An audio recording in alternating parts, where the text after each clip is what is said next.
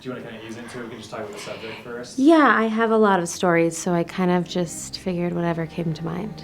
Yeah, I mean, I have a long list of stories I could tell. Yeah, it's weird. I was thinking of what story to tell because there are so many stories.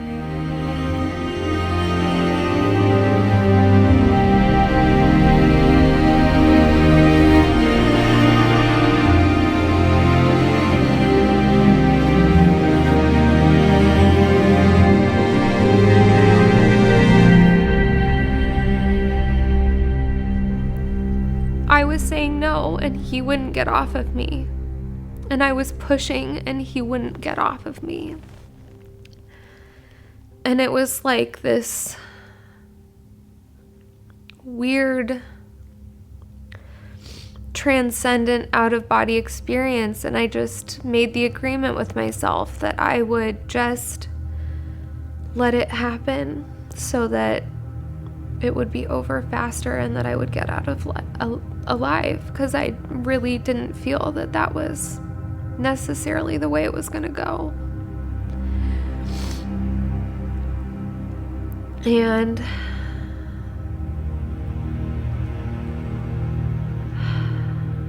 it took me a really long time to come to terms with it. And I started to ask him to stop, and he wouldn't stop, and he wouldn't stop. And thank God for my stepsister at that time, because she is the one that started screaming him to go and to get off of me and to leave. Because if she hadn't been there to scream, and she really made a huge scene, no doubt that would have progressed into rape, no doubt. And then something was off, and I remember waking up and opening my eyes, and it wasn't my boyfriend at all. My boyfriend was asleep next to me, and there was a guy that had been at the party, was touching me under a blanket. And I was hazy, and I saw him, and he took off and he ran. Like, maybe my innocent intentions were perceived differently, but I ended up losing my virginity involuntarily in a room full of people when I was 15 years old. And I just remember, like, crying and freaking out, and my friends were like embarrassed of me, and I had to get picked up, and like that just leaves a lasting impression on you at that age, you know. And like he was really popular in school, so I didn't even feel compelled to like tell anybody, because it's like, who's going to listen to a girl who, you know, it's like the most popular guy. I always kind of thought, like, in the back pocket was the word no and physically pushing someone away. And I can't tell you how many times that I thought, if I keep this like secret weapon in my back pocket, whatever it is, the no or the pushing away or telling someone that they're scaring you, like all these things that you would never want to hear from someone that you care about.